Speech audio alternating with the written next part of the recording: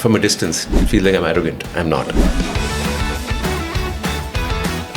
मैं अक्सर कहता हूँ उस कल्चर के बारे में, वो ये था कि कोई दूसरा बनने की कोशिश नहीं कर रहा था, क्योंकि वो पूरा एक अलग एक आपको ना इसमें सुकून मिलता है। तो मुझे टीचर मिल गई। तो जब मैं उन टीचर के पास गया तो वो बैंड की फैन थी कि अरे आपको क्या सीखने की जरूरत है, तो कुछ तो सक्सेस मिल गई अभी। और ना आप बोलकर मतलब किसी बच्चे को बार बार बोले, उससे अच्छा एक गाना सुने तो उसके भी धीरे धीरे ना सबकॉन्शियस माइंड वो प्ले करने लगता है। ये सिर्फ बकवास है अपने कंफर्ट जोन से बाहर नहीं निकलने के लिए। आपको 7 बजे सेट पे पहुंचना है तो आपको पहुंचना है, आपको 6 बजे पहुंचना है। तो बेसिकली बेंचमार्क सेटअप करने के लिए ना मतलब हार्ड वर्क, डिसिप्लिन बहुत ज़्यादा जरूरी है। मतलब टैलेंट वो सब तो है ही। मतलब ऐसा नहीं है कि आप पॉलिटिकली करेक्ट नहीं है, उनको जो लगता है वो बोल देती है। अगर आप सुर गलत लगाएंगे भाई क्या कर रहा है, वो गलत सुर लगाया, ठीक से गाओ। बट अभी के जो जनरेशन थे यार लाइक सब इतने सेल्फ सेंटर्ड हो गए हैं, वो मोबाइल की लाइफ है, अपने से अपना मतलब है, फिर nuclear family.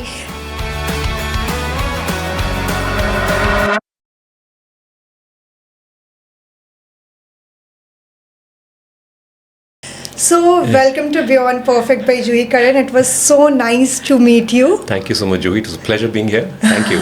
So, before we go deep down, let's warm up a bit. Sure. Okay. मेरा फर्स्ट क्वेश्चन आपसे था कि वन थिंग अबाउट यू जो पीपल ना बिल्कुल गलत सोचते हैं। That's an I won't really know, but generally by look, most people think I'm from a distance. It feels like I'm arrogant. I'm not. Yeah, so I'm the least arrogant person in the world. At least in my eyes. I mean, I can approve it. One part of the fame which you enjoyed the least. Unnecessary talk about your personal life.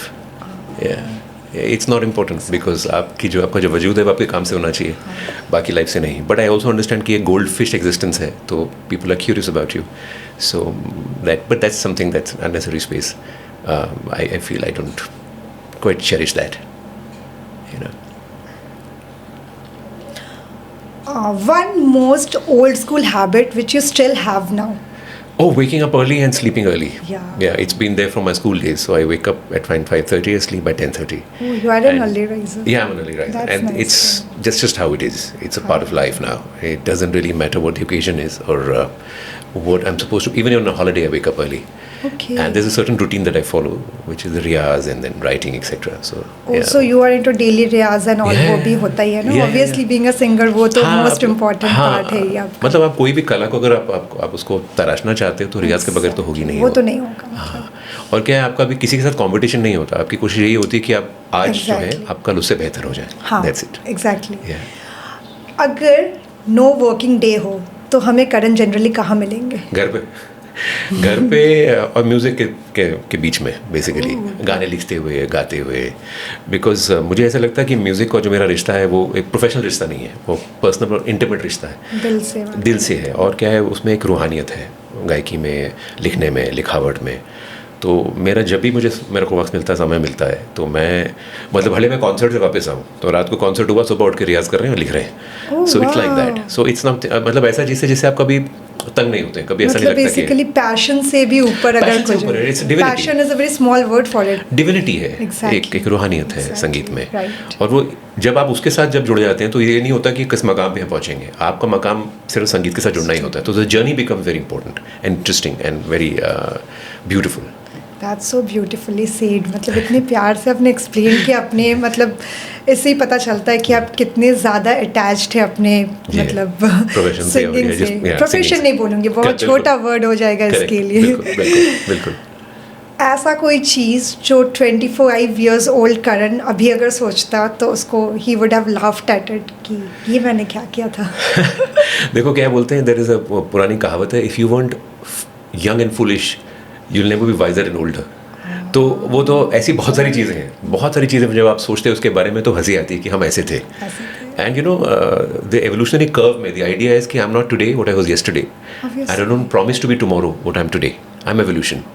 सो वो evolutionary curve में बहुत सारी चीज़ें हैं. एक चीज़ में अभी बात करना शुरू करूँगा तो घंटे निकल जाएंगे. आपके केस में तो मतलब हमें ऐसा है ना कि वो एवोल्यूशन तो जर्नी का पार्ट, मतलब हम कहते हैं ना कि आपका अगर इंट्रोडक्शन भी हम देने जाए तो singer, actor, writer, producer, like, and that is the best part about you Karan कि आप ना वो कंटिन्यूसली अपने आप को इवॉल्व किया, ये नहीं कि एक चीज़ में मैं अपने आप को रोक के रख दिया है.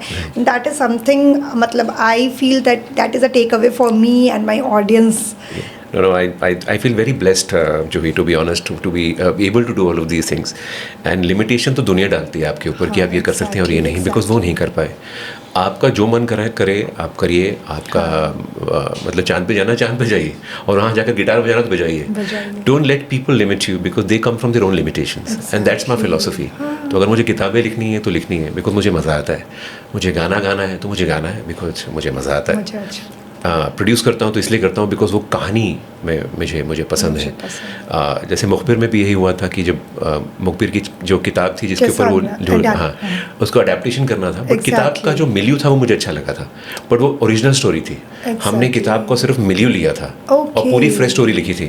तो पढ़ने के बाद मुझे वो जो एरिया था, वो जो उस टाइम में मैं किताब लिख रहा था कॉल्ड बैटलफील्ड ब्रदर्स, जो मेरी पहली किताब थी जी, which went on to become a best seller. तो उस टाइम मैं रिसर्च कर रहा था तो मुझे ये दुनिया बड़ी इंटरेस्टिंग लगी.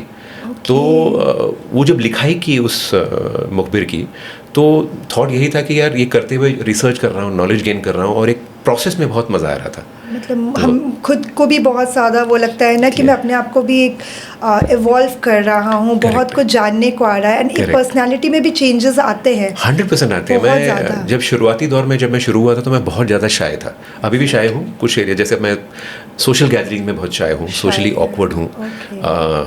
इंटीमेट कॉन्वर्सेशन में ऐसा नहीं है.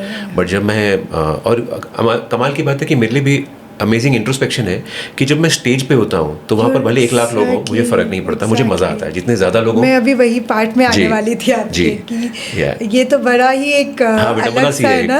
बिकॉज मैं जब स्टेज पे होता हूँ, कितने भी लाखों लोग सामने हो, मुझे अच्छा लगता है कि ऑडियंस बड़ी हो. लेकिन जैसे स्टेज से उतरता हूँ और जब किसी पार्टी में या किसी ऐसी सोशल गैदरिंग में आई फील वेरी शाय. तो जब मैंने स्टार्ट किया था तो मैं बहुत ही ज़्यादा शाय था, you know. So for me to that journey of becoming an actor despite or a model first and then actor despite my shyness was an evolutionary process. बहुत बड़ा. एंड मुझे एक और चीज़ मैंने अभी आपसे बात करते हुए नोटिस किया, you have a very nice Hindi के वर्ड का शब्दकोश, रूहानियत, एंड देन एक और मैंने अभी आपका विडम्बना, लाइक ब्यूटीफुल. बहुत दिनों बाद ना मुझे ये वर्ड सुनने को मिले. लाइक अब तो हम वो वाले में आ जाते हैं ना, इंग्लिश वाले मोड में, but it was very beautiful. जब वो कान में ऐसा लग रहा है ना कि कुछ प्यारा सा रिदम टाइप का मैं सुन रही हूँ. Thank you. बट वो लिखाई से और जैसे जो चीज़ आप करते रहते हैं, बार-बार करते रहते हैं ना, वो मुझे भी वही लगा कि आपके शायद लिखने से ये चीज़ ज़्यादा है ना. जी. क्योंकि हमारे डेली लाइफ में ऐसे चीज़ें नहीं होती. मतलब we are not used to listening to these words. Hindi बड़ी खूबसूरत भाषा है. एक तो साइंटिफिक है, इंग्लिश की तरह नहीं है कि शब्द जो उसकी जो हिंदी की शब्दावली है वो बहुत ही जिस तरह से लिखी जाती है उस तरह से पढ़ी जाती है. इंग्लिश में आप ऐसा नहीं कर सकते. वो PUT put and CUT put नहीं होता है. फोनिक्स लगाते रहते हैं. करेक्ट है. तो उसमें उसकी जो शब्दावली है उसमें ऐसे बहुत सारे प्यारे प्यारे मतलब शब्द हैं जो आपकी जो आप कहना चाहते हैं उसको बहुत अच्छी तरह से कह सकते हैं आप. कोई भी जो भी गायकी है लिखा. ओके, जब आप वार्म अप हो गए हैं तो अब यहाँ पे मुझे जाना है. एक टाइम ऐसा था ना when half of the country was like either be you और बी विथ यू. मतलब I am talking about the band of boys वाला जो फेस था, poster on walls, music on repeat हमारे होते थे, पैक्ड कॉन्सर्ट. तो जब आप बैंड ऑफ बॉयज़ आप लोग इतने हिट पे हिट गाने कर रहे थे, आप लोगों को कैसा था कि मतलब आप लोगों को समझ में आया था कि आप एक पॉप कल्चर इंडिया में ला रहे हो, कि it was like just you were surviving the madness and enjoying the. So we are not really surviving the madness, we were enjoying the madness because there was something very surreal about it. Because when you see, we are a bunch of guys who are great friends. We've been together as a band for the longest time now. We're still together as a band, which is where marriages and relationships don't last as much as the band has lasted. So for us, they were just a bunch of young, straight out of college school boys who were just enjoying the love, the adulation. We didn't know how we were, or if we were at all writing history. That was not our concern. What we were happy about is that there was so much abundance of love. It was overwhelming. even today when on Instagram I always I see a lot of listicles with our songs, where it's Gori, where it's Meri Neend, where it's आजा मेरी जान या नैन कटारी. तो मैं हमेशा जाकर जब भी मुझे कोई कमेंट पे लिखता है तो मैं सिर्फ उनको यही बोलता हूँ ग्रेटिट्यूड एंड ओवरवेल्म्ड. बिकॉज उसके अलावा मेरे पास कुछ समझ में नहीं आता कि मैं क्या बोलूँ इन चीज़ों के लिए. कि अगर आपको 22-20 साल के बाद भी वो गाने आपको मतलब लुभान्वित करते हैं, आपको आपकी ज़बान पे चढ़े हुए हैं, तो फिर मतलब हम कुछ ब्लेसिंग है जो आपके बियॉन्ड है. तो मुझे लगता है जो बैंडो बॉयज़ का फेज़ है या था, तो वो बियॉन्ड हमारे था. मतलब इसकी एनर्जीज इस तरह थी कि वो 5 लड़के आएंगे और फिर हम गाने गाएंगे और फिर वो एक इनसेन फैंडम उसकी वजह से मिलेगा. तो जो हिस्ट्री लिखी गई वो अकस्मात थी, मतलब हो गई. क्योंकि मैंने आपका कॉन्सर्ट मतलब सामने से देखा हुआ है. I was like in class 12. मुझे याद है इट वॉज फरवरी का टाइम था एंड मेरे बोर्ड के एग्ज़ाम से, बट फिर भी बैंड ऑफ बॉयज़ है, ऑब्वियसली जाना है. तो I have seen your concert. सामने से जो एनर्जी लेकर आप लोग आते हैं and the way you perform. And then I remember जब नैन कटारी रिलीज़ हुआ था ना, तो ये टाइम्स ऑफ इंडिया या किसी एक में ना जो अंदर वाले पेज होते हैं, तो उसमें ना वो पूरा लिरिक्स आया हुआ था. एंड हम लिटरली मतलब मैं मेरे कज़न्स हम पढ़ाई छोड़ के वो लिरिक्स याद कर रहे थे कि बैंड ऑफ बॉयज़ का नया सॉन्ग आया हुआ है and we have to learn the lyrics. तो ये क्रेजीनेस था. एंड मतलब वो सॉन्ग्स भी थे वो ज़माना, मतलब तब तो ऐसा रहता था ना वॉकमैन में गाना कान में लगा के हम. यानी वो कमाल का कल्चर हमारे थिंक म्यूजिकली हमारा जो बेस्ट डेकेड था इंडिपेंडेंट म्यूजिक के लिए, वो 95 से लेकर 2005 तक था. वो 10 साल ऐसे थे जहाँ पर जिस तरह का म्यूज़िक बन रहा था, जिस तरह की पर्सनैलिटीज़ आ रही थी. और ख़ास बात जो मैं अक्सर कहता हूँ उस कल्चर के बारे में, वो ये था कि कोई दूसरा बनने की कोशिश नहीं कर रहा था. तो Euphoria was not me, I was not Silk Route was not Band of Boys was not Daler Mehndi. सब इंडिविजुअलिटी अलग अलग जो थी हर इंसान की, और वो सक्सेस उसको मिले ना मिले वॉज नॉट इम्पोर्टेंट. इम्पोर्टेंट ये था कि वो जो है वही उसका संगीत है, वही उसकी पर्सनैलिटी है. अब लकी अली जिस तरह को, अगर आप लकी को जानते हैं, तो वो एक वॉन्डरर हैं और एक सूफी किस्म के इंसान है. मतलब स्पिरिचुअल किस्म, सूफी तो नहीं बोलूँगा, स्पिरिचुअल किस्म के इंसान है. तो उनका वीडियो, उनकी पर्सनैलिटी, उनकी बातें, उनका म्यूज़िक, उनके लिरिक्स, वो सब उसी के बारे में बात करते हैं. तो फिर वो क्या होता है, वो आर्टिस्ट जो है आपके जहन में बैठ जाता है, बिकॉज वो एक यूनिसन है, एक यूनिट है, जहाँ पर वो मतलब कुछ एक वो नहीं है कि एक वेनियर आप यहाँ कुछ और है और यहाँ कुछ और है. और इस बात से तो मुझे अक्सर कोफ्ती होती है कि यार आप जैसे हैं वैसे ही रहे ना, अनफिल्टर्ड. जिसको आपको पसंद करना है उसको करना ही है, अदरवाइज तो भगवान से भी लोग ना खुश हैं. तो वो तो है, मतलब आप सबको प्लीज नहीं कर सकते, वो तो है. और ये ना आपने बहुत सही बात बोली कि उस टाइम ना कोई किसी को बनने की कोशिश नहीं कर रहा था. इसीलिए ना सारे लोग ना आज भी हम जैसे, मतलब हम लिसनर्स को आज भी याद है. आपने जैसे मेंशन किया ना कि यूफोरिया, आज यूफोरिया कभी आप अगर कोई भी सॉन्ग उठा के ले ले, हमें वो कभी आना तो मेरी गली एंड ऑल, डॉक्टर पलाशन का, मतलब आज भी ना हमारे जनरेशन के लोगों को वो जबान पर है कि सारे गाने, इवन सिल्क रूट के गाने सारे, मतलब लकी अली के. एक आपको बताऊंगा, जो भी अभी हम ये टूर कर रहे थे हम दिसंबर में बैंड के साथ, और हम अरुणाचल में गए. तो वहाँ पर मैंने एक पोस्ट डाला था अपने इंस्टाग्राम में, करण ओबरॉय ऑफिशियल में, जहाँ पर मैंने एक पोस्ट डाला था कि हम गाना गा रहे थे, तो जो ऑडियंस थी उसकी एवरेज एज 20 to 25 थी. तो मैंने जब हमने गाना शुरू किया गोरी, तो they sang it louder than us. And मेरे लिए शॉकिंग बात थी कि यार ये ऐसा कैसे हो सकता है कि 20 साल के बच्चे 22 साल के गाने को हमसे ज़्यादा ऊंचा गा रहे हैं. मतलब उनके जहन में इस तरह से बैठा हुआ था. तो वो दौर जो म्यूजिक का था वो ट्रैवल किया है. इट्स बिकॉज वो टाइमलेस है, वो टाइमलेस है. और उसमें एक ट्रूथ और ऑनेस्टी थी जो बहुत इंपॉर्टेंट है किसी भी आर्टिस्ट के लिए, कि आप जो आप लिखें आप उसमें बिलीव करें.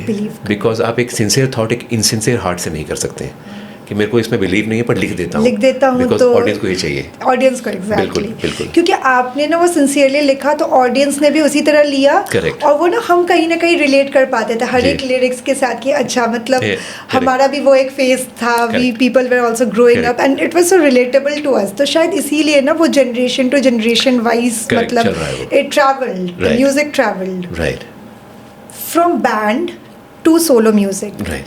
तो ये भी आपका एक और जर्नी है. करेक्ट है. तो कौन सा ज़्यादा स्केरियर था, मतलब पूरे फुल कॉन्सर्ट, फुल ऑडियंस के सामने वाला कॉन्सर्ट, या फिर अपना सॉन्ग अपने लेबल के अंडर रिलीज़ करना? देखिए, स्केरी तो कुछ भी नहीं होता है, बिकॉज जब आप बहुत ही सिंसियरिटी के साथ कुछ काम करते हैं, तो आप इस बात, आपने बोला ना कि आप इसलिए नहीं लिख रहे हैं बिकॉज आप सक्सेसफुल होना चाहते हैं. Success is a by product of your very honest submission to a process. So the idea is कि बैंड के साथ मैं जिस तरह के गाने लिखता हूँ वो बैंड की वाइब के लिए बिल्कुल करेक्ट है, बिकॉज आपने देखा जैसे आपने कहा कि जो हमारी एनर्जी जो आज से 20 साल पहले थी वो आज भी वही बरकरार है और हम वही करते हैं। बेसिकली हम स्टेज पे जाकर मस्ती करते हैं और ऑडियंस को अगर अच्छा लगता है तो वो हमारे साथ जुड़ जाते हैं। बहुत करेक्ट है, आई नो, जबकि वो एक्सपीरियंस किया है मैंने। और जो मेरी पर्सनालिटी है या जो मेरी पर्सनल वाइब है वो this is more skewed towards love और रोमांस एंड अबाउट थिंग्स, जो जिंदगी की छोटी छोटी बातें वो मुझे बहुत लुभान्वित करती हैं। मुझे लगता है कि यार ये इसके बारे में लिखना चाहिए, रोज़मर्रा की ज़िंदगी के बारे में। तो जब मैं गाना लिखता हूँ तो वो अगर मैं उससे खुश हूँ तो फिर वो अपनी ऐसे कुछ लोग होंगे जो उसको दे विल फाइंड कि यार ये करण ने जो लिखा है हम उसके साथ रिलेट कर पाते हैं। तो स्केरी तो नहीं है, द प्रोसेस इज ब्यूटीफुल। जैसे मैंने अपना पहला गाना रिलीज़ किया चुप्पी, and it is a beautiful song. Thank you. Like and वही मैं बोलती हूँ ना कि बैंड के जो आपने अभी बोला ना, तो now I can get it कि शायद बैंड में करण थोड़ा डिफरेंट रहते होंगे एंड वो एक personality and then there is a ये साइड, क्योंकि वो पूरा एक अलग एक आपको ना इसमें सुकून मिलता है। जो आपके चुप्पी वाला सॉन्ग है उसमें एक सुकून मिलता है। तो सोलो म्यूजिक आपका बैंड के सॉन्ग से काफी ही एकदम, मतलब मैं बोलूँगी दूसरा एकदम, हाँ एकदम पूरा again a very beautiful word, विपरीत है। करेक्ट। तो वो बड़ा मतलब, हाँ, and the idea is that only ना कि और जो चीज़ मैं फील करता हूँ as an artist, as a लेखक, as a poet, as a writer, और मुझे उसी के बारे में तो लिखना है कि यार ये बात मुझे प्रोत्साहन देती है कि यार मुझे लिखो, इसके बारे में लिखो। तो चुप्पी का पूरा आइडिया यही था कि जब, और आई ट्रूली बिलीव मैं कोई भी ऐसी चीज़ नहीं कभी मैं नहीं लिखूंगा ज़िंदगी में जिसमें मेरा दिल या मेरा जहन जुड़ा ना हो कि यार ये एक बात कहने वाली बहुत ज़रूरी है। और मैं जितने भी गाने आने वाले हैं, बहुत सारे गाने आएंगे, बहुत सारे, वी आर वेटिंग, एंड सब गानों में कुछ ना कुछ बात मैं भले सोसाइटी के बारे में, अपने बारे में, लोगों के बारे में, प्यार के बारे में, मोहब्बत के बारे में जो कहना चाहता हूँ वो मैं बहुत बेसख्ता लिखता हूँ कि यार ये मेरा विश्वास है कि यार इसको ये बात कहनी ज़रूरी है। तो चुप्पी का जो आइडिया है वो यही था कि इतनी सारी आवाज़ें हैं, सोशल मीडिया ने उसको एम्पलीफाई कर दिया है। हर इंसान एक ओपिनियन रखता है, उसकी ओपिनियन में बहुत सारे लोग और ओपिनियन रखते हैं और उसमें ना कई बार इतना शोर मचता है कि आप अंदर से हिल जाते हैं। और ट्रोलिंग को जो हमने बहुत नॉर्मलाइज कर दिया है, एक टॉक्सिक कल्चर को हमने नॉर्मलाइज कर दिया है कि यार ये तो है ही। और unfortunately we take pride in trolling somebody, you know. आप क्योंकि आप पर्दे के पीछे किसी को गाली दे रहे हैं, तो किसी को कोई दे नहीं रहे, तो इससे आपको पता चलता है कि हम ऐसे सोसाइटी कितने हिल रहे हैं और ये कहाँ जाने वाला है। ये डरावना है और इसमें हर इंटरव्यू में कहता हूँ ये बहुत डरावना है। तो मुझे कुछ ऐसी लिखाई करनी थी जो मोहब्बत के बारे में हो, पहला गाना मेरा, और वो यही कहता है कि कोई ऐसा इंसान जिसके आसपास आपको लगे कि यार पूरा शोर ख़त्म हो जाता है और वो आपका घर जो है चार दीवारियों से नहीं उस इंसान से बनता है। तो चुप्पी का आइडिया यही था। उसके बाद जो मेरा दूसरा गाना आया, मेरी छोटी परी, इट्स अ ललबी बेसिकली ललबी, और उसमें ये था कि और ये I again very strongly very beautifully, मतलब being a mother I can, it's a very emotional song I will say. Correct है। बट अगेन लाइक ऐसे उसमें एक थीमेटिक रेजोनेंस थी जुई।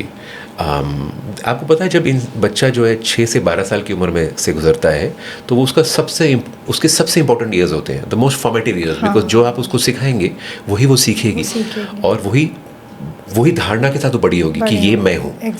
तो 6 साल की उम्र पे आप जब किसी बच्ची को ये बोलेंगे कि उसका वजूद जो है एक सपनों का सौदागर तय करेगा और वो आएगा रथ पे सवार, तो उसको ज़िंदगी में ये लगेगा कि यार मेरी सारी की सारी ज़िंदगी जो है उस इंसान की वेट में निकलेगी कि वो आएगा, उसका इंतज़ार करूँगी और वही मुझे बचाएगा और वही मेरा वजूद है। जबकि ऐसा नहीं होना चाहिए। 18 साल की उम्र के बाद अगर आप यही बोलेंगे कि मॉडर्न सोसाइटी में कि चल तू जी ले अपनी ज़िंदगी, तो बेचारी तो 6 साल से कुछ और सुन रही है। हमने सपने उसको ऐसे सजाया है कि तुम्हारे को प्रिंस चार्मिंग बचाने आएगा घोड़े पे सवार होकर। करेक्ट है। तो आई वांटेड टू, मुझे वो आई ऑलवेज फाउंड कि वो जो ललबाइज थी ना जो बनी हुई हैं, I find little darkness in them, कि किसी ने वो एक इम्प्रेशनेबल माइंड को वो बना दिया उस तरह से। तो मेरे लिए द आइडिया वाज दैट मैं ऐसी ललबाई नहीं लिखना चाहता जो सिर्फ कुछ वर्ड्स इकट्ठे करके आपने सॉफ्टली गा दिया। उसमें एक बहुत बड़ा मतलब होना चाहिए, लोगों को सुन के लगना चाहिए और उस बच्ची को पता नहीं चलेगा। आपने सुना होगा मैंने जिस तरह से गाया है, तो एकदम बहुत सॉफ्टली गाया है, सॉफ्ट है वो, मतलब पर हम मॉडर्न मॉम्स के लिए ही वो चीज़ है ना कि देखिए आज के ज़माने में हमें हमारी बेटियों को, क्योंकि मेरी खुद की बेटी है, मुझे मेरी बेटी को वैसा बनाना है कि तुम सेल्फ सफिशिएंट बनो, आपको किसी की ज़रूरत नहीं है। और लाइफ में ऐसा बनाना है ना, सच बताऊं मैं, कि मम्मी पापा की भी जरूरत ना पड़े, किसी की जरूरत ना पड़े, उसका खुद वजूद हो। देखो, खुद हो, कुछ बनो। जरूरत और डिजायर में फर्क है। एग्जैक्टली। अपने मम्मी पापा के आसपास रहना चाहते हैं, रिश्तेदारों के आसपास, वो बहुत खूबसूरत बात है, बट आपका वजूद उससे डिफाइन नहीं हो सकता। तभी वो गाना कहता है ना कि तेरे एक ख्वाब तेरी रह बरी, है ना, बेड़िया ना बांधे ना बंधन कोई। तो अगर भले 50, 100, 150, 1 लाख किसी भी इंसान को वो बात समझ आ गई, किसी बच्ची को समझ आ गई और 18 साल की उम्र में जाकर बोलती कि ये मैं हूँ, तो I would have achieved something as a poet. कि यार ये बात एक सीख जो है वो लोगों तक पहुँच गई कि मेरी छोटी परी is about celebrating her individuality. और ना आप बोलकर मतलब किसी बच्चे को बार बार बोले, उससे अच्छा एक गाना सुने तो उसके भी धीरे धीरे सबकॉन्शियस माइंड वो प्ले करने लगता है। यकीन मानो जूही, मुझे इतने लोगों ने Instagram, moms including fathers, have written to me in my Instagram inbox and said, we play this to our children every day. Exactly. Because it is a song with a difference. It'll matter to them because they won't know it, but subconsciously they won't understand it. Yeah. But gradually when they will grow up ना, they will get to know कि okay, इसका मतलब ये है, right. कहीं मैंने ये sentence सुना है, correct. और मुझे वो लाइफ में बनना है। और correct. आज के ज़माने की लड़कियों को तो मतलब I feel कि strong रहना ही पड़ता है। Correct. Then from your solo music life to writing books, some of the best sellers, कुछ आपके adapted books थे, and being then a producer. हाँ, तो क्या ज़्यादा स्केरियर था आपके लिए कि ये आपका बुक पब्लिश होना या फिर budgeting? Budgeting is scary because budgeting has nothing to do with your creative process. Exactly. It's got to do be more of a functional process. आप जो कहानी लिखते हैं तो स्केरी नहीं होता बिकॉज आपको ये बात कहनी है, आपको ये कहानी कहनी है, आपके अंदर वो उमड़ रही है वो बात कि यार ये कहानी कहनी चाहिए। Exactly. और एक किसी भी पोइट राइटर की सबसे बड़ी स्ट्रेंथ यही होती है that he not only observes the world, he absorbs the world. वो उसको ऑब्जॉर्व करके लिखता है कि यार ये बात मुझे कहनी है। तो अपनी बात रखने के लिए तो कोई स्केरी पार्ट नहीं है, बट उसके बाद जब बजटिंग आती है तो आपको पता है कि एक दायरा है, उसके अंदर आपको सीमित रहना है, उसके आगे ये फिजिबल नहीं होगा।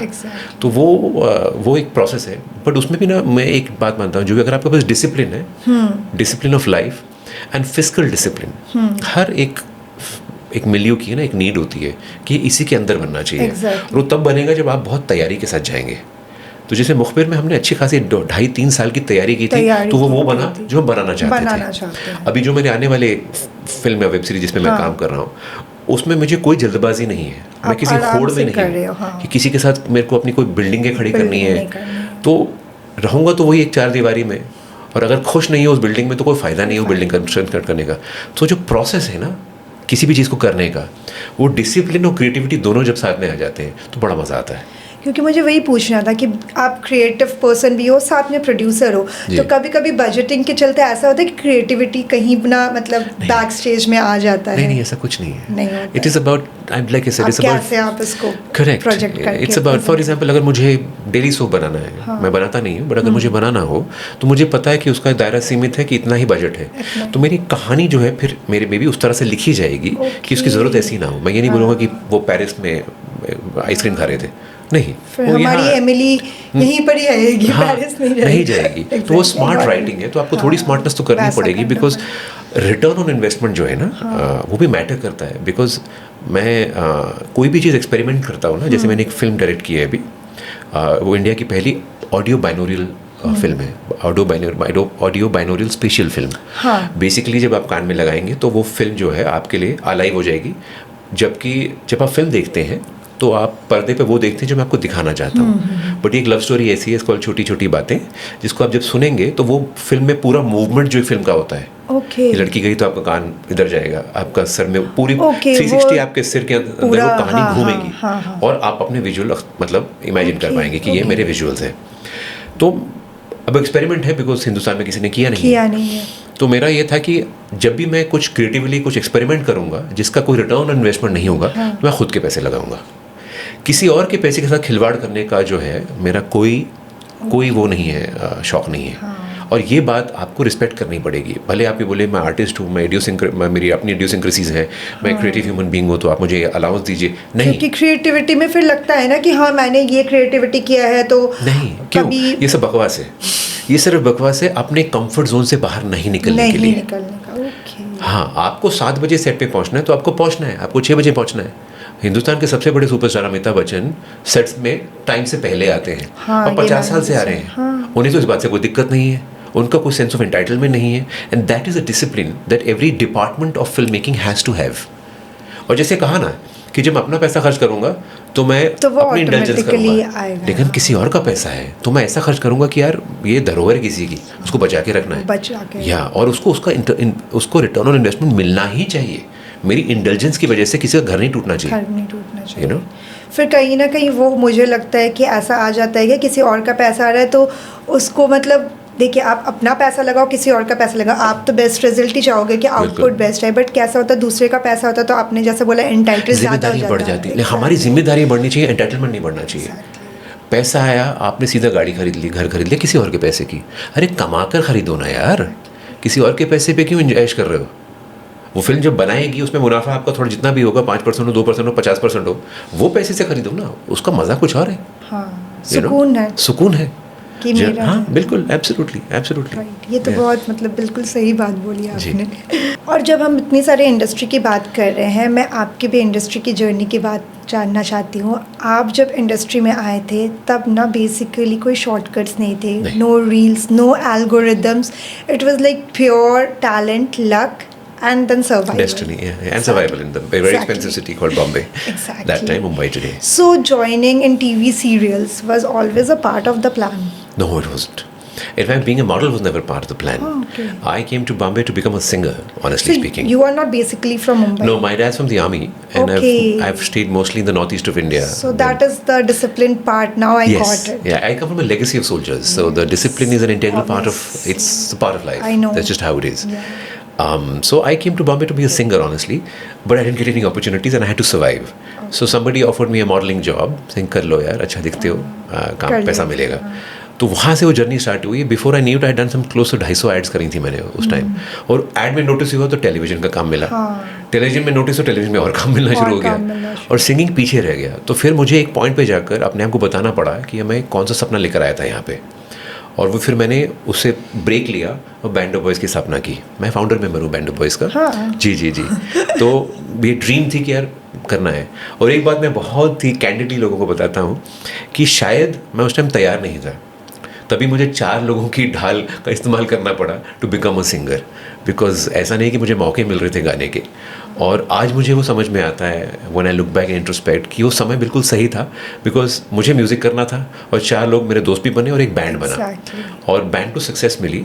शायद एज अ सोलो सिंगर मेरे को 15-20 साल और रियाज करनी थी to be able to sing the way I sing today, और that journey is important to recognize, and it's beautiful. Today I feel very good. जो 4 ढाल थे या जो थे, मतलब आज भी वो चीज़ ना हमारे लिए it was like a gift from your 4 ढाल, और मे बी आप शायद उस वक्त सोलो सिंगिंग के लिए रेडी नहीं थे, whatever, मतलब वो मैं रेडी नहीं था। मैं मानता हूँ, बहुत कैंडिडली बोलता हूँ कि मैं रेडी नहीं था, मैं फ्लॉप हो जाता। मैं उस टाइम गाता, बिकॉज जो मैं आज गाता हूँ मैं 20 साल पहले नहीं गा पाता था। तो आज मैं कुछ भी गा लेता हूँ, एंड वो उस टाइम बहुत सारी दिक्कत थी, और वही अपने आप को अब तराशते रहते हो और प्रेशर झेलते हो। बोलते हैं ना, जब बहुत ज़्यादा प्रेशर पड़ता है तो ही तो हीरा बनता है। तो वो प्रेशर आप झेलते हो तो फिर आपको एक पर्सपेक्टिव मिलता है, आपको समझ आता है कि जैसे बोला ना कि सुबह उठ के रियाज करना नॉन नेगोशिएबल है। आप ब्रश करते हैं, आप नहाते हैं, आप रियाज करते हैं, आप जिम जाते हैं, तो it's a gym of the vocal cords. Singers के लिए तो मतलब बहुत ज़्यादा है, रियाज is something very important part. I must tell you, this is very interestingly, मैं बहुत हंगरी था सीखने के लिए कि कोई टीचर मिल जाए मुझे, और बहुत टाइम तक मैं ढूंढ रहा था, मुझे नहीं मिला। बैंड ऑफ बॉयज़ की सक्सेस मिली, पहला गाना जब हिट हुआ तो मुझे टीचर मिल गई एक। तो जब मैं उन टीचर के पास गया तो वो बैंड की फैन थी कि अरे आपको क्या सीखने की ज़रूरत है, तो आप तो को तो सक्सेस मिल गई अभी, आपको तो आपके गाने हिट चल रहे हैं, आप तो पब्लिक में आप इतने बड़े सेलिब्रिटी हैं। तो जब वो मैं पहले बस की कॉलोनी में भी गया तो थोड़ा एक हुड़दंग मच गया वहाँ पर कि अरे वो बैंड ऑफ बॉयज़ का मेंबर आया है और वो किसी से मिलने के लिए, एंड वो मुझे बोलने लगे कि why do you need to learn, you are an accomplished singer. आपने पहले क्लासिकल सिंगिंग सीखा था? बेसिक सीखा था। और मैं बोला अभी तो सबसे ज़्यादा इंपॉर्टेंट चीज़ है, यही जर्नी तो सबसे इंपॉर्टेंट है। स्टार बन गया, उसको जस्टिफाई तो करना पड़ेगा ना। तो अभी मुझे अपने आप को तराशना है, अभी I have to get better because I have to justify the fame that I have got. भले वो 4 लोगों की मदद से मिली हो, लेकिन मिली तो है ना। कुछ उनके ये ना बोले कि यार ये फ्लूक से बन गए, किस्मत अच्छी थी, अच्छे दिखते थे, मिल गई। I want to be, and she was so overwhelmed by that and she says, तो बोले कहाँ से शुरू करें? मैंने सा से शुरू करते हैं। सा से मतलब सा लगाएंगे, सिर्फ अल्लाह सारे गामा शुद्ध सरगम करेंगे। पहले जितना टाइम तक आप नहीं मुझे बोलेंगे कि मैं रेडी हूँ राग सीखने के लिए, हम रागधारी में जाएंगे ही नहीं। आप डिसाइड करिए, और ऐसे डिसाइड करिए कि मैं 5 साल का बच्चा हूँ, आपके पास आया हूँ सीखने के लिए। And that journey was beautiful, because यकीन मानिए उन्होंने मुझे साई सिखाया शुरुआत में, बोली अभी तुम्हारी तैयारी नहीं है। और फिर बैंड की भी जो जर्नी थी, बैंड में भी हमारे गुलाम मुस्तफ़ा खान साहब के बेटे हैं कादिर खान, वो हमारे टीचर थे। और जब हम उनकी बार पहली बार गए बैंड्रा में यहाँ पर सीखने के लिए, और वो बिकॉज हरिहरन एंड लेस्ली लुइस हमारे मेंटोर्स थे, तो उन्होंने बोला कि लड़कों की परवरिश मतलब जो है, जो सिखाई जो है वो ठीक तरह से होनी चाहिए, म्यूज़िक की जो तालीम है वो सही होनी चाहिए।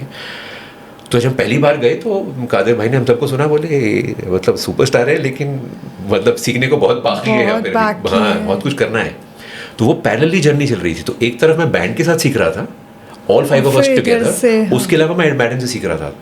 और बैंड का हर इंसान का लेवल अच्छा था। जैसे सुधांशु बहुत अच्छे सिंगर हैं, हाँ। गिफ्टेड सिंगर हैं, मतलब वो धरोहर में लेकर आए अपने साथ अपनी ज़िंदगी में कि यार वो ब्लेसिंग है। तो उनके कंपैरिजन में बाकी कम थे। तो अब वो जो मापदंड तय करते थे कि यहाँ पे रियाज होगी तो वहीं से होती थी, बिकॉज वो ही कुड मैनेज थिंग्स, उनका हमसे ऊपर था ना ऑब्वियसली, हाँ। तो और ये कम्पिटिटिवनेस एक बैंड के लिए बड़ी अच्छी है। मैं हमेशा बोलता था यार इसकी जो रेंज है, इसकी जो गायकी है, इसकी जो हरकतें लगती हैं वो मुझे करनी है। So I would impress my teacher कि मुझे वो करना है। तो रुको तुम पहले सा लगाओ तो वो अब जो है जब गाता हूँ तो अब जो मैं बड़े प्राइड के साथ बोलता हूँ। इनफैक्ट अभी परसों ही मैंने उसको गाना भेजा, मेरे रिपब्लिक डे पे गाना आ रहा है कॉल तिरंगा। तो वो मेरी रेंज से कम 2-2.5 गुना ऊपर है, मतलब बहुत ऊंचा गाना है। मैं खरज का सिंगर हूँ, तो मैंने उसको गाकर भेजा है, बोला देख तेरी रेंज पे गा रहा हूँ। एंड ही वाज लाइक अरे ये इतना ऊंचा कैसे गा लिया तूने? तो ऐसे खरज का रियाज कर रहा हूँ इतने सालों से, तो ऊंचे सुर लग गए। तो I felt very good when he also recognized किया, and he's been telling me, he's a friend of course, and now I don't feel when we're singing as a band I feel very good because all of that hard work is now paid off. I'm able to sing anything, any genre, and I feel very good about that.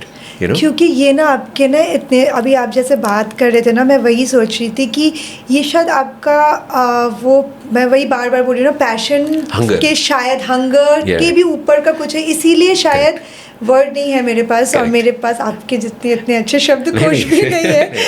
तो मेरे को ना यही मैं सुन रही थी और मुझे वही फील हो रहा था कि एक इंसान में ना शायद आपने वही हंगर बोला इतना है कि उसे फेम मिलने के बाद भी और सीखना है, इसीलिए शायद आज आप लोग इस वाले मुकाम पे आके पहुंचे हो कि आज आप बोल रहे हो ना कि मैं उस टाइम पे शायद जो नहीं था, आज मैं कुछ भी गा सकता हूँ, और वो कॉन्फिडेंस है मेरे पास।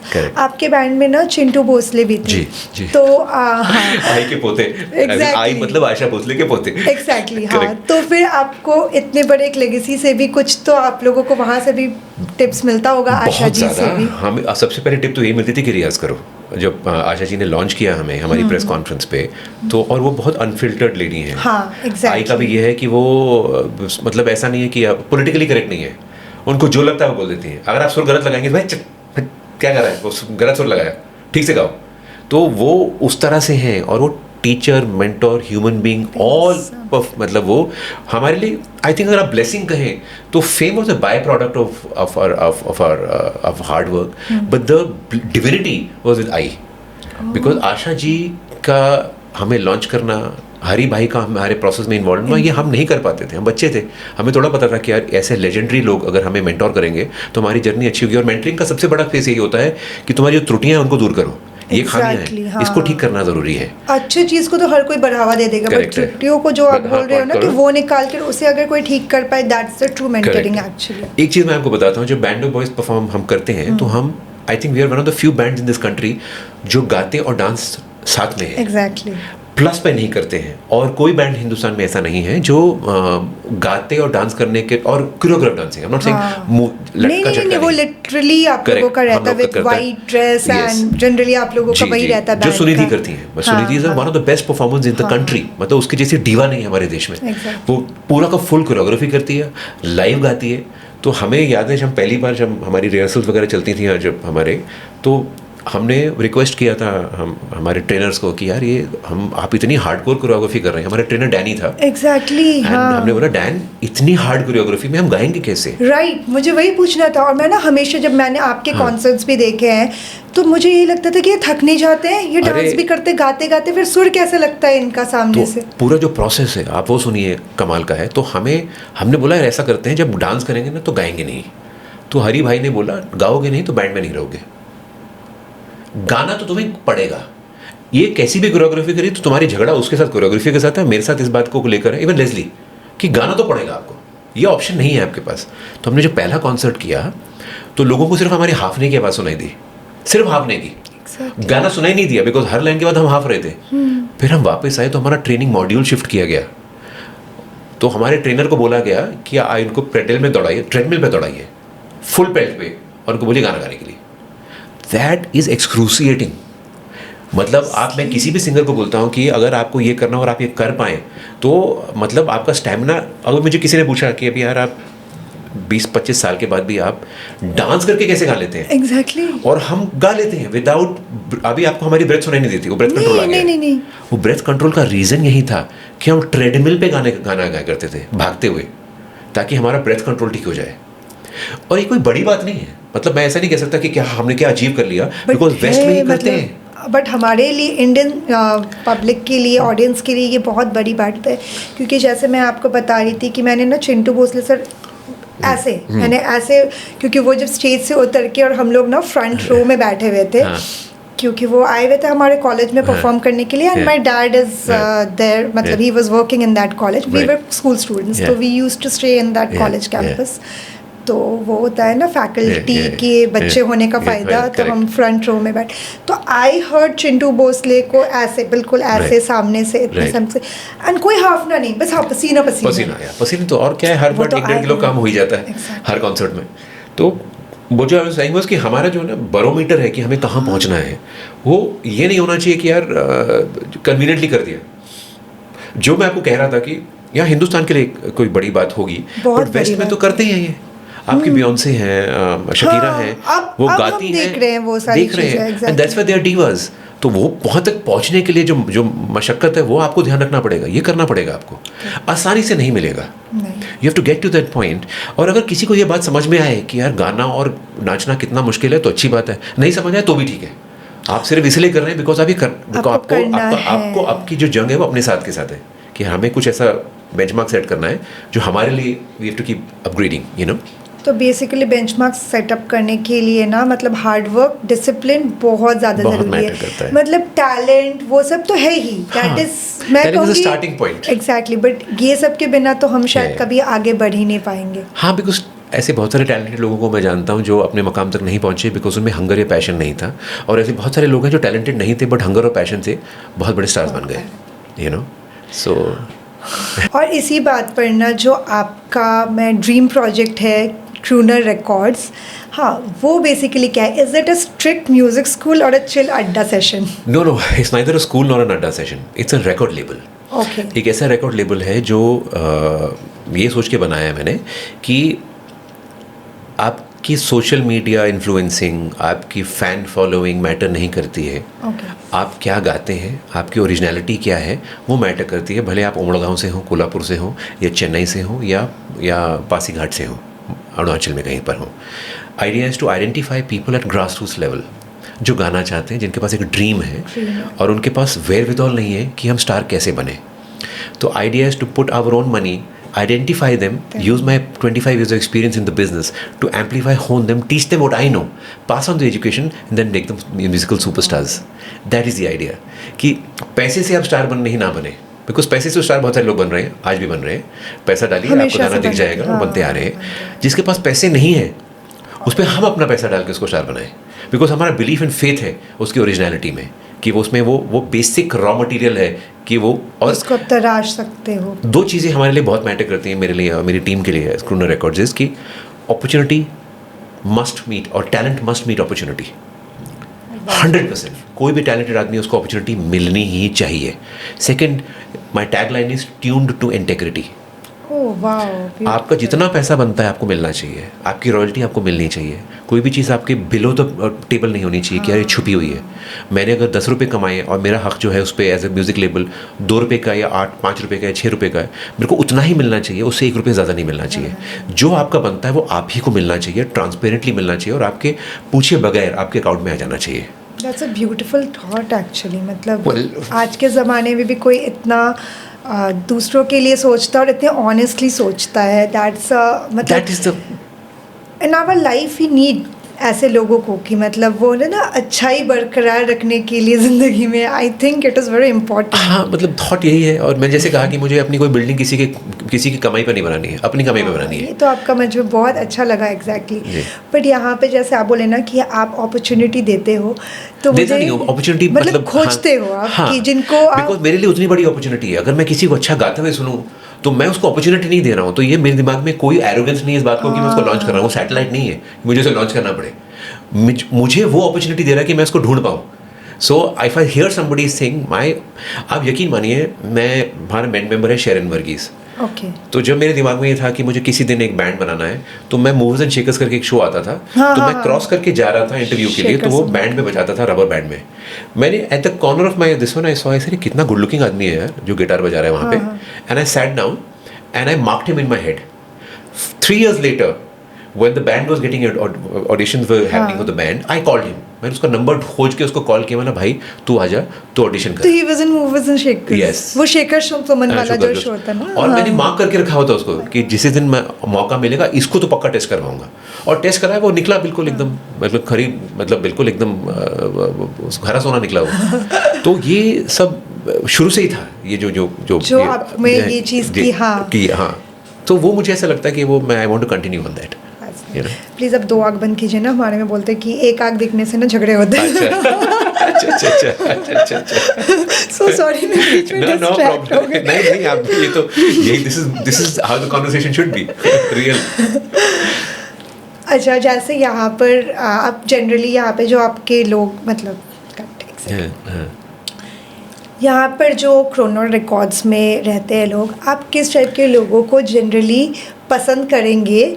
अपॉर्चुनिटी देना नहीं कहूँगी, बट एवर आपकी लैंग्वेज में, to just give them and stage platform. मतलब टैलेंट हो बट लेजी है थोड़ा सा वो, या फिर टैलेंट कम हो बट हार्ड वर्किंग होना चाहिए? नहीं, टैलेंट कम हो, हार्ड वर्किंग होना चाहिए। बिकॉज टैलेंट को तो हम होन करेंगे, हमारा वो पूरा वो पॉइंट ऑफ व्यू रहेगा। कोई भी आर्टिस्ट ना सेंस ऑफ एंटाइटलमेंट की तरह ना आए कि एंटाइटलमेंट। अब जैसे हम बुलेट ट्रेन बना रहे हैं, अब उसका जो इंजीनियर है वो ही बोले कि यार I am so talented but इसमें थोड़ा 19-20 हो जाए तो चलेगा, लाखों लोगों की ज़िंदगी दाव पे है। तो उसकी जो प्रिसीजन है वही प्रिसीजन सिंगिंग में भी होनी चाहिए, टैलेंट में भी होनी चाहिए। अगर आप एंटाइटल्ड हैं बिकॉज आप गिफ्टेड हैं, तो मुझे आपकी जर्नी इसमें कोई इंटरेस्ट नहीं है, कोई रुझान नहीं है। आप टैलेंटेड हैं, हंग्री हैं and you want to be the best version of you, तब you are welcome in our record label. पहली बात ये। दूसरी बात ये है कि आप कितने ओरिजिनल और ऑथेंटिक हैं। वो तो बहुत इम्पोर्टेंट होता है। Be you. मैं आपको सिर्फ सारेगामा बता सकता हूँ, ये नहीं बता सकता हूँ कि आपकी गायकी किस तरह की होनी चाहिए, वो आप ही की होनी चाहिए। मैं आपको सिर्फ बताता हूँ कि मैं ऐसा लिखता हूँ, मैं चुप्पी लिखता हूँ या मेरी छोटी परी लिखता हूँ, या फिर अभी मेरा नया गाना जो है उसके चेहरे से, which is basically you know drawing the parallel between a woman you love who wakes up next to you feels like the morning's sunshine. Oh, that's a beautiful thought. बहुत ही प्यारा सा thought है। तो वो मेरा ओरिजिनल एक्सप्रेशन है, तो आपका ओरिजिनल एक्सप्रेशन होना ज़रूरी है। That's what copy remix version नहीं चलेगा। No, not at all. तो बेसिकली आप कहते हो कि टैलेंट थोड़ा ऊपर नीचे चलेगा, बट हार्ड वर्किंग बहुत ज़रूरी है लाइफ में, अगर आपको कुछ मुकाम हासिल करना हो। करेक्ट है। इंस्टाग्राम के डीएम में कितने सारे आते कि भैया एक बार ये सॉन्ग सुन लीजिए? बहुत सारे आते हैं। वीक में फिर भी कितने आते होंगे? काफ़ी सारे आते हैं। पहले मैं खुद कर पाता था। 2 चीज़ें मैं इंस्टाग्राम पे टोली कराना बड़े ऑफिशियल में ध्यान रखता हूँ मैं, कि कोई भी ऐसा मैसेज नहीं होना जिसका रिप्लाई ना जाए।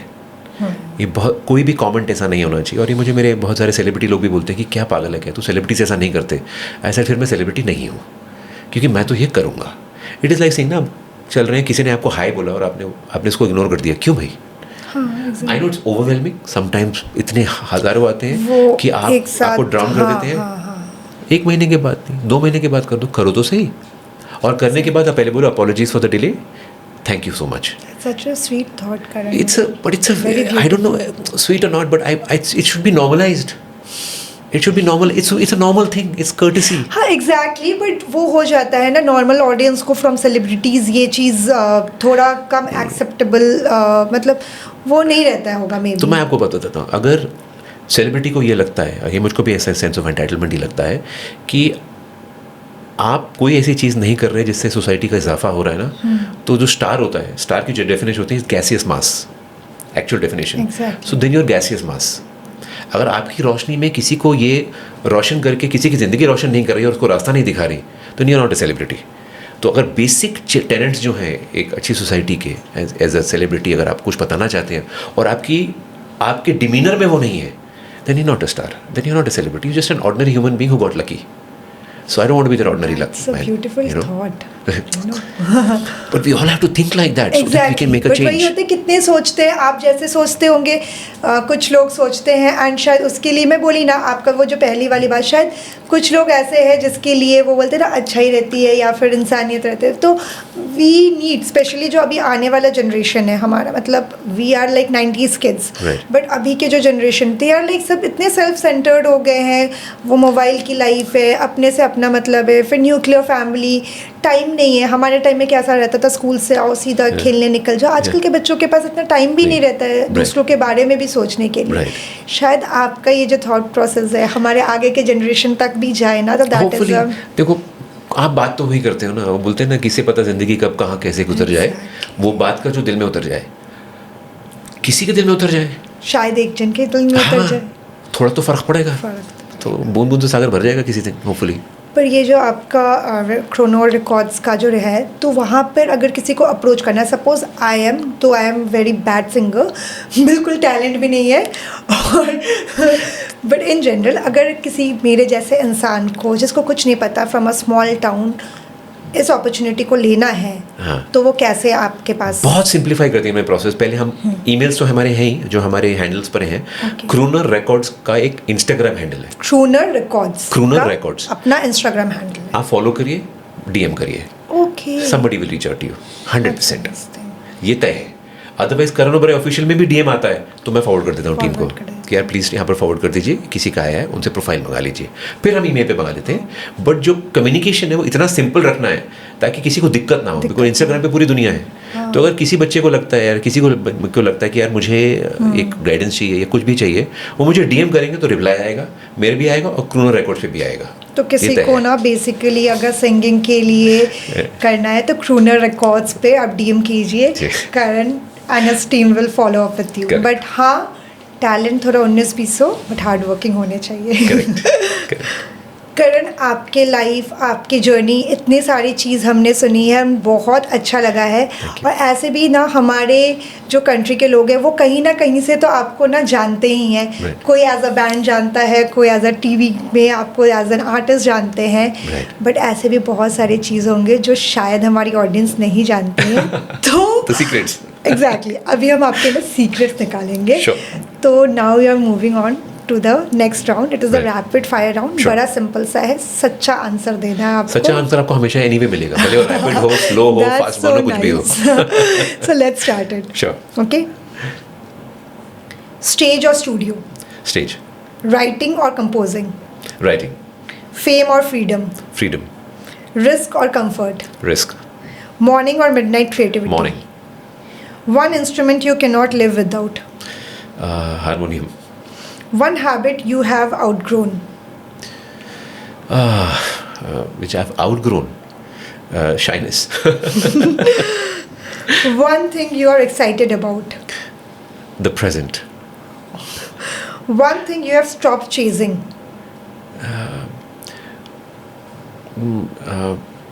That's stopped chasing. I've never been a chaser anyway. I've always done things the way I wanted to. But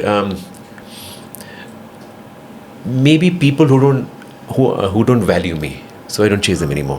करना चाहिए भी. Yeah. Okay, last one. One word for this phase of life. One word for this phase of life. Alive. So nice of you. So nice. And now comes the fill in the blanks. Whatever comes in your mind, just spell it out. Sure. We need lots of masala. Reinvention begins when dash. When you're free. Okay. I have learned to let go of dash. Past traumas. क्या थे जरा बता. That's another day. My younger self needed dash. The wisdom that I have today. तो वो हर younger self को चाहिए. Peace today means dash. People with unabashed affection around me. With non-judgmental, basically. Oh, yeah. I'm still becoming dash. Evolution. Beyond perfect for me is. An endeavor. Oh wow. Actually, no, you said a lot without saying much, and that was the best part of the conversation. Right. Thank you. And आपसे बात करके ना ऐसा लगा ही नहीं कि मतलब कैसे टाइम बीत गया हमारा. It was a lovely conversation with you. Thank you so much, Karan, for coming to the show. Thank you, Juhi. It was a pleasure and it was a beautiful conversation. I look forward to seeing and sharing it with the world. Thank you. Thank you so much.